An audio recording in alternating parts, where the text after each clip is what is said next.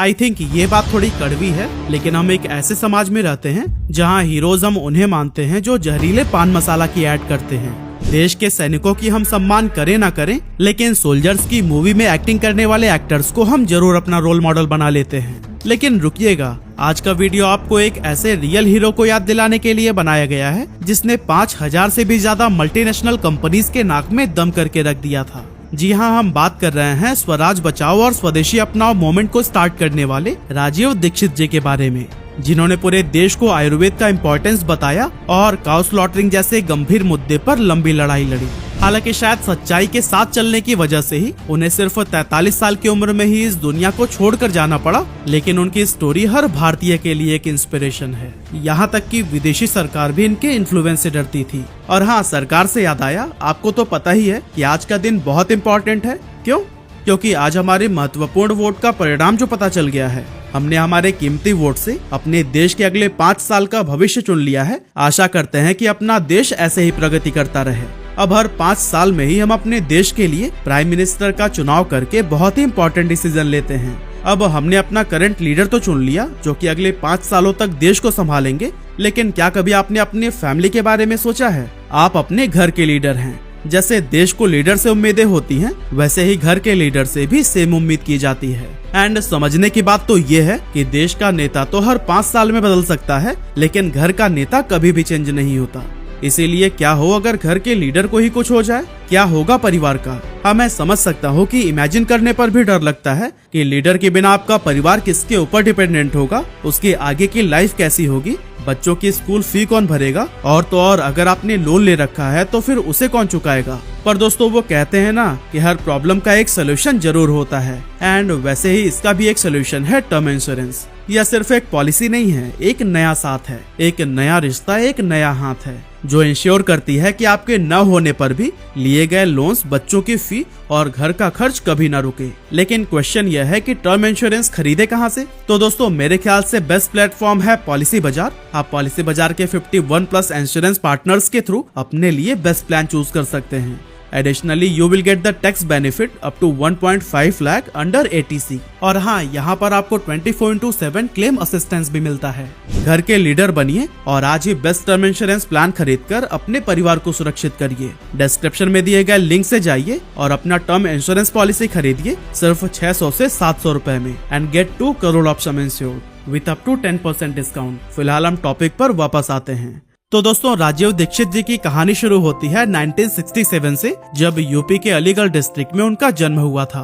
राजीव दीक्षित जी शुरू से ही एक ऐसे बच्चे थे जिन्हें साइंस और टेक्नोलॉजी से कुछ ज्यादा ही लगाव था, और इसी इंटरेस्ट की वजह से ही वो अलीगढ़ में अपना बेसिक एजुकेशन कंप्लीट करके बीटेक करने इलाहाबाद चले गए, और फिर इलाहाबाद पढ़ाई खत्म करके उन्होंने IIT कानपुर से एमटेक कंप्लीट किया। आगे की पढ़ाई के लिए वो फ्रांस भी गए और फिर वहाँ से उन्होंने अपना PhD भी कंप्लीट कर लिया। और फिर डिग्री लेने के बाद से राजीव जी फ्रांस के ही एक इंस्टीट्यूट में एज अ टेलीकम्युनिकेशन इंजीनियर काम करने लगे। हालांकि कुछ साल काम करने के बाद वो वापस इंडिया आ गए और अपने ही देश में काम की तलाश करने लगे। अब क्योंकि वो टैलेंटेड तो थे ही, इसीलिए उन्हें CSIR यानी council of scientific and industrial research में काम करने का मौका मिल गया, और यहाँ पर उन्होंने APJ अब्दुल कलाम सर के साथ भी काम किया था। हालांकि दोस्तों, तभी एक ऐसा मिस हैपनिंग हुआ जिसने पूरे देश को दहला कर रख दिया था, खासकर भोपाल वासियों को। एक्चुअली हम बात कर रहे हैं दिसंबर 1984 के उस काली रात की, जब करीब 1 बजे भोपाल के अंदर यूनियन कार्बाइड के फैक्ट्री से मिथाइल आइसोसाइनेट नाम की एक जहरीली गैस लीक हो जाती है। ये गैस इतनी खतरनाक थी कि इस दुर्घटना ने करीब 20,000 लोगों की जान ले ली, और तो और इस गैस ने फैक्ट्री के आसपास रहने वाले करीब 5 लाख लोगों को इतनी बुरी तरह से हार्म किया कि काफी सारे लोग परमानेंटली डिसेबल हो गए। यहाँ तक कि आज भी भोपाल के नए जनरेशन में इसका असर देखने को मिलता है। और दोस्तों, सबसे बड़े दुख की बात तो ये है कि इस दुर्घटना के बाद से कंपनी सरकार को सिर्फ 47 करोड़ रुपए देकर मामला रफा दफा कर देती है, और इस तरह से पीड़ितों के परिवार को लगभग ना के बराबर कंपनसेशन मिलता है। ये दुर्घटना दुनिया के सबसे खराब इंडस्ट्रियल डिजास्टर्स में से एक है, और इसने राजीव दीक्षित को भी अंदर से झकझोर कर रख दिया था। और इस गैस ट्रेजेडी के बाद से ही उन्होंने मन ही मन सोच लिया था कि सारे करप्ट विदेशी कंपनियों को वो भारत से बाहर निकाल फेंकेंगे। सो दोस्तों, अब यहाँ से शुरू होती है राजीव दीक्षित जी की असल कहानी। राजीव भाई बहुत अच्छी तरह से जानते थे कि बिना भारत का इतिहास जाने वह स्वदेशी अपनाव का संकल्प पूरा नहीं कर सकते। इसीलिए उन्होंने इंडिया के फंडामेंटल प्रॉब्लम्स को समझना शुरू किया। राजीव जी ने हमारे देश के क्रांतिकारियों जैसे भगत सिंह, चंद्रशेखर आजाद के बारे में स्टडी करने के साथ साथ भारत के गुलामी के दौर को भी जाना। उन्होंने आज से 3000 साल पहले हमारे सुश्रुत और वाग्यवट जैसे ऋषि मुनियों के द्वारा लिखी गई किताबें जैसे सुश्रुत संहिता और अष्टांग हृदयम को भी डिटेल में पढ़ना चालू किया। और हाँ, अपने स्टडी के लिए उन्होंने इंग्लैंड से कई सारे सीक्रेट डॉक्यूमेंट्स भी निकलवाए। और फिर इंडिया और इसके इतिहास को अच्छी तरह से समझने के बाद राजीव दीक्षित अपने संकल्प को अंजाम देने के लिए 1992 में अपना जॉब छोड़कर आजादी बचाओ आंदोलन में पूरी तरह से लग गए। अब दोस्तों, आपके मन में ये सवाल तो जरूर आ रहा होगा कि ये आजादी बचाओ आंदोलन शुरू ही क्यों हुआ था। असल में बात यह थी कि 1991 में इंडिया का इकोनॉमी डूबने के कगार पर था। इसीलिए इंडियन गवर्नमेंट ने इकोनॉमिक लिबरलाइजेशन को इंट्रोड्यूस किया, जिसकी वजह से विदेशी कंपनियों को इंडिया में ट्रेड करने की खुली छूट मिल गई थी। वैसे विदेशी कंपनियों के आने से इंडिया को कुछ फायदे तो जरूर हुए, जैसे लाखों इंडियंस को नौकरी मिलना चालू हो गया, देश भर में पैसे का सर्कुलेशन बढ़ने लगा और इन्हीं वजहों से धीरे धीरे इंडिया का जीडीपी भी ऊपर जाने लगा था। लेकिन वो कहते हैं ना कि एक सिक्के के दो पहलू होते हैं। एक तरफ विदेशी कंपनियों की वजह से इंडिया का इकोनॉमी बूस्ट हो रहा था, लेकिन दूसरी तरफ इंडिया की अपनी खुद की कंपनी लॉस में जाने लगी थी। इसके अलावा इन विदेशी कंपनियों ने अपनी मनमानी करनी शुरू कर दी थी, जैसे कि बहुत सारी विदेशी एफएमसीजी कंपनीज खराब क्वालिटी इंग्रेडिएंट से बनने वाली फूड प्रोडक्ट्स को इंडिया में धड़ल्ले से बेच रही थी। जैसे कि भारत के प्रोडक्ट्स में कंपनीज पाम ऑयल का यूज कर रही थी, तो वहीं यूएस और यूके के सेम ही प्रोडक्ट में अच्छी क्वालिटी का तेल का इस्तेमाल किया जाता था। तो दोस्तों, विदेशी कंपनियों के इन्हीं मनमानी को रोकने के लिए और इंडिया के अपने घरेलू बिजनेसेस को बढ़ावा देने के लिए राजीव दीक्षित ने आजादी बचाओ आंदोलन शुरू किया था। अपने 20 सालों की आजादी बचाओ आंदोलन के दौरान राजीव दीक्षित ने ऐसे बहुत बड़े बड़े काम किए जिसे कोई भी इंसान करने की तो छोड़ ही दीजिए, सोचने की भी हिम्मत नहीं कर सकता था। इस आजादी बचाओ आंदोलन के दौरान राजीव दीक्षित ने लोगों को अपने साथ जोड़ने के लिए छोटे छोटे गाँव से लेकर बड़े बड़े शहरों तक गए और लोगों को एजुकेट करना शुरू किया। बताया जाता है कि राजीव दीक्षित ने अपने जीवन काल में करीब 30,000 से ज्यादा लेक्चर्स दिए थे और इन लेक्चर्स में ज्यादातर वो भारत गुलाम क्यों हुआ, भारत कैसे अभी भी गुलाम है, एलोपैथ की सच्चाई, स्वदेशी को बढ़ावा देना, रसायन मुक्त खेती और भारतीय राजनीति जैसे सब्जेक्ट पर खुलकर बोलते थे।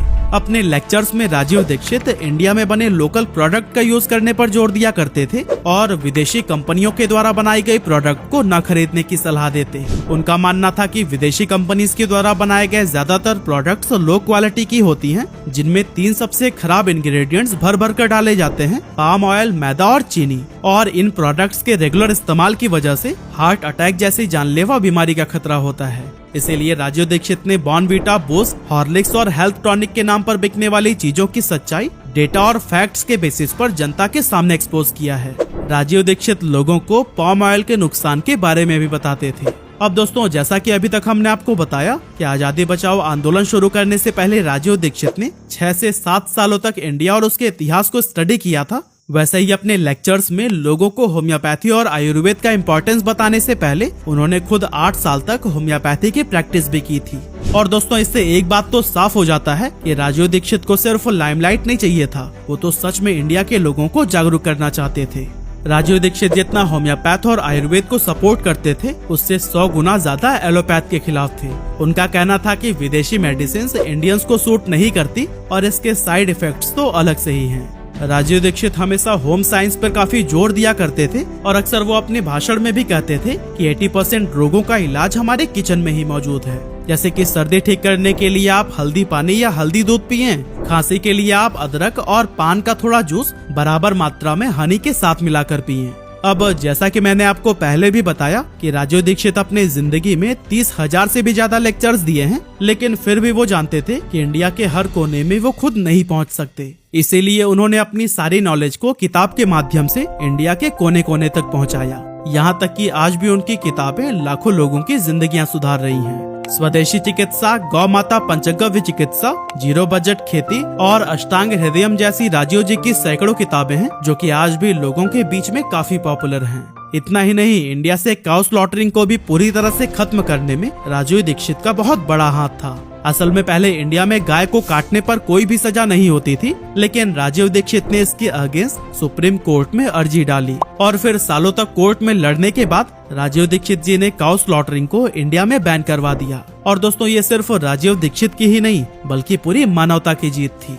अब दोस्तों, राजीव दीक्षित जी का संगठन धीरे धीरे बड़ा हो रहा था और हर भारतीय की आवाज बन रहा था। उनकी आंखें खोल देने वाली बातों ने उन्हें लोगों के बीच में काफी पॉपुलर बना दिया। और फिर ऐसे ही अपने आंदोलन को आगे बढ़ाते हुए राजीव दीक्षित पहली बार 1999 में बाबा रामदेव से मिले और फिर कुछ सालों तक टच में रहने के बाद 2009 में दोनों ने साथ मिलकर स्वदेशी आंदोलन की शुरुआत करने के लिए भारत स्वाभिमान ट्रस्ट को एस्टेब्लिश किया।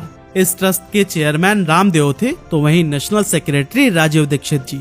अब दोस्तों, अभी तक तो राजीव दीक्षित खुद घूम घूम कर लोगों को एजुकेट करते थे, लेकिन रामदेव के साथ जुड़ने के बाद वो टीवी पर भी आ गए और दोनों मिलकर आस्था चैनल के माध्यम से अपनी बातों को लोगों तक पहुंचाने लगे। अब जैसे जैसे टाइम बीतता गया, राजीव दीक्षित जी की पॉपुलैरिटी और भी ज्यादा इंक्रीज हो गई, लेकिन शायद कुछ लोगों को राजीव भाई की इतनी पॉपुलैरिटी देखकर जलन सी होने लगी थी। आई थिंक समझदार को तो इशारा ही काफी है। कुछ ऐसे ही यह सिलसिला चलता गया और साल 2010 आ गया, लेकिन किसको पता था कि कुछ ही महीनों में राजीव दीक्षित इस दुनिया को अलविदा कहने वाले हैं। हमेशा की तरह राजीव दीक्षित इंडिया के अलग अलग शहरों में जाकर लोगों को विदेशी कंपनियों के मनमानी और एलोपैथ के नुकसान के बारे में लोगों को अवेयर कर रहे होते हैं। लेकिन 29 नवंबर 2010 को चंडीगढ़ के दुर्ग जिले में राजीव दीक्षित करीब 2 बजे अपना स्पीच खत्म करते हैं और फिर वो दया सागर नाम के एक आदमी के साथ गाड़ी में बैठकर भिलाई के लिए रवाना हो जाते हैं। लेकिन रास्ते में कुछ ही देर के बाद उनकी हेल्थ खराब होने लगती है और फिर दया सागर के पूछने पर वो कहते हैं कि उनके सीने में गैस चढ़ गई है और वो टॉयलेट जाएंगे तो ठीक हो जाएंगे। राजीव दीक्षित जी की बात सुनकर दया सागर ड्राइवर को दुर्ग के आश्रम की तरफ गाड़ी ले जाने के लिए कहते हैं। हालांकि टॉयलेट जाने के आधे घंटे बाद भी जब राजीव दीक्षित वापस नहीं आए, तब दया सागर उन्हें खोजते हुए टॉयलेट की तरफ गए और देखा कि राजीव जी बेहोशी की हालत में पड़े हुए हैं। उन्हें तुरंत पास के हॉस्पिटल में एडमिट कराया गया, लेकिन उनका केस सीरियस देखकर उन्हें बड़े हॉस्पिटल में रेफर कर दिया गया। इसके बाद से राजीव दीक्षित को अपोलो हॉस्पिटल ले जाया गया, जहां उनका इलाज तो शुरू हुआ, लेकिन रात 1 से 2 बजे के करीब में डॉक्टर्स ने उन्हें मृत घोषित कर दिया और उनकी मौत की वजह हार्ट अटैक बताई गई। अगले दिन उनकी बॉडी को उनके घर अलीगढ़ न ले जाकर हरिद्वार के पतंजलि योगपीठ ले जाया गया। इसके बाद से दोस्तों कई तरह की बातें सामने आई, जैसे कि उनका शरीर नीला पड़ गया था, जैसे किसी को जहर देने के बाद से होता है। पोस्टमार्टम भी नहीं करवाने दिया गया और जल्दी से जल्दी उनका दाह संस्कार करा दिया गया। अब दोस्तों, वैसे तो राजीव दीक्षित की डेथ की स्टोरी मैंने आपको बहुत क्विकली बताया है, बिना किसी का नाम एक्सपोज किए, लेकिन ऐसा क्यों, यह तो आप लोग समझ ही गए होंगे। वैसे आपको क्या लगता है, क्या राजीव दीक्षित जी की मृत्यु हार्ट अटैक से हुई थी या फिर उन्हें जहर देकर मार दिया गया था? आप अपनी थिंकिंग हमें कमेंट करके जरूर बताइएगा।